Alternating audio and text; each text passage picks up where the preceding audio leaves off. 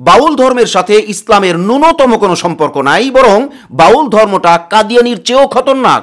বাউল আবুল সরকারকে ছাড় দেওয়া হলে সরকারকে বড় মাপের খেসারত দেওয়া লাগতে পারে, কারণ তৌহিদি জনতা আবুল সরকারকে ছাড় দেওয়া কোনোভাবেই মেনে নিবে না ইনশাআল্লাহ। বাউল ধর্মের সৃষ্টি হয়েছে ইসলাম ও মুসলমানদের ক্ষতি করার জন্য, এবং তাদেরকে টিকিয়েও রাখা হয়েছে ইসলাম ও মুসলমানদের ক্ষতি করার জন্যই। মনে রাখবেন, যারা বাউলদের পক্ষ নেবে তারা অবশ্যই ইসলামের দুশ্মন, এবং তারা নিজেরাই তাদের ঈমান নিয়ে ছিনিমিনি খেলছে। অতএব তাদের থেকেও আমাদেরকে সাবধান হতেই হবে।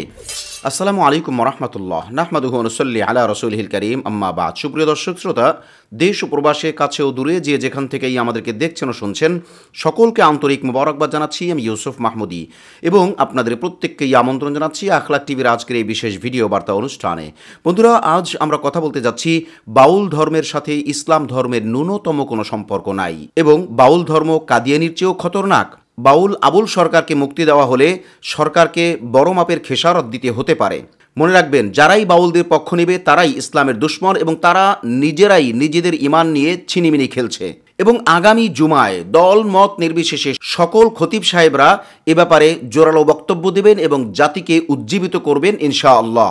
বন্ধুরা, এ ব্যাপারে অনেক লম্বা আলোচনা আমরা একদম সিম্পল সংক্ষেপে শুধুমাত্র হেডলাইনে বলে যাব, বাদ বাকিটা আপনারা ইন্টারনেট থেকে সার্চ দিয়ে জেনে নেবেন, দেখে নেবেন। হেডলাইনে এভাবে বলা যায়, বাউল একটা আলাদা ধর্ম যেটাকে সৃষ্টি করা হয়েছে ও সাপোর্ট দিয়ে টিকিয়ে রাখা হয়েছে ইসলামকে ধ্বংস করার জন্য, ইসলাম নিয়ে ষড়যন্ত্র করার জন্য, এবং মুসলমানদের ঈমান আমল ধ্বংস করার জন্যই এই বাউল ধর্মের আবিষ্কার ও টিকিয়ে রাখা। এ বিষয়ে আপনি পর্যাপ্ত তথ্য চাইলে ডক্টর পিনাকি ভট্টাচার্যের গতকালকের ভিডিওটাকে আপনি দেখতে পারেন। তাছাড়া ইন্টারনেটে আরও বহু তথ্যের সমাহার রয়েছে, তথ্যের ভান্ডার রয়েছে। আপনারা সার্চ দিয়ে বাউল ধর্ম সম্পর্কে জেনে নেবার চেষ্টা করবেন ইনশাআল্লাহ। দেখুন, বাউল ধর্মটা কাদিয়ানির চেয়েও খতরনাক কেন, বা কাদিয়ানির চেয়েও বিপজ্জনক কেন? দেখুন, কাদিয়ানিরা মহানবী সাল্লাল্লাহু আলাইহি ওয়াসাল্লামকে শেষ নবী মানে না, এটাই হলো তাদের মূল অপরাধ। এর সাথে আরও কিছু বক্তব্য আছে, তবে তারা কখনো ইসলাম ধর্ম নিয়ে অথবা আল্লাহকে নিয়ে, নবীকে নিয়ে, হাদিসকে নিয়ে, ফেরেশতাদেরকে নিয়ে কোনো রকমেরই জঘন্য শব্দ ব্যবহার করে না। অথচ বাউল ধর্মের এই লোকেরা আল্লাহকে নিয়ে, রসুলকে নিয়ে, কোরআনকে নিয়ে, হাদিসকে নিয়ে, ইসলাম ধর্মকে নিয়ে, ইসলামের বিভিন্ন বিধিবিধান নিয়ে, বিভিন্ন বাণী নিয়ে বিভিন্নভাবে কুরুচিপূর্ণ মন্তব্য করে, কুরুচিপূর্ণ বক্তব্য করে, এবং সেটা অবলীলায় করে যাচ্ছে কোনো রকম দ্বিধাহীনভাবে। মানে এটাকে তারা ডাল ভাতের ব্যাপার বানিয়ে নিয়েছে। অতএব বাউল ধর্মের সাথে ইসলাম ধর্মের ন্যূনতম কোনো সম্পর্ক নাই, বরং ইসলাম ধর্মের মুসলমানদের ঈমান আমল ধ্বংস করার জন্যই এই বাউল ধর্মের লোকেরা কাজ করে যাচ্ছে।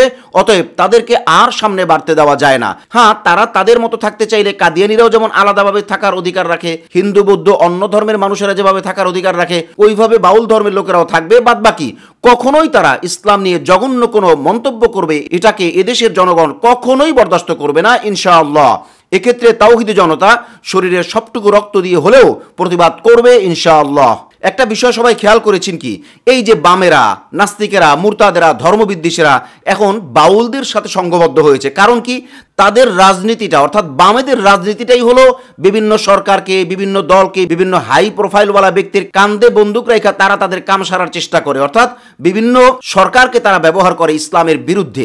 কিন্তু এখন যেহেতু তারা ধরা খেয়ে গিয়েছে এবং তারা তাদের ফায়দা লুটতে পারছে না, যে কারণে বাউলদের কান্দে ভর করে তারা তাদের ফায়দা হাসিল করার চেষ্টা করছে বা ফায়দা লোটার চেষ্টা করছে, যা এদেশের মুসলমানরা ধরে ফেলেছে। অতএব বামদেরকে আর এই দেশে কোনোদিন আস্তানা গেড়ে ইসলাম মুসলমান দেশের বিরুদ্ধে ষড়যন্ত্র এইটা করতে দেওয়া হবে না ইনশাআল্লাহ। তাই বাউলদের থেকে আমাদের সকলকেই সাবধান হতে হবে। তবে বাউলদের মধ্যে যদি কেউ ভালো থাকে, ইসলাম মেনে চলতে চায়, তাদের ব্যাপার ভিন্ন। নর্মালি এই বাউল ধর্মটাই ইসলাম ধর্মের সাথে ন্যূনতম কোনো সম্পর্ক রাখে না, এবং তারা কাদিয়ানির চেয়েও খতরনাক। এটাই ফাইনাল, এটাই শেষ কথা। বন্ধুরা, আজ তাহলে এই পর্যন্তই। দেখা হচ্ছে পরবর্তী কোনো লাইভে অথবা পরবর্তী কোনো ভিডিও বার্তায় ইনশাআল্লাহ। আসসালামু আলাইকুম ওয়া রাহমাতুল্লাহি ওয়া বারাকাতুহু।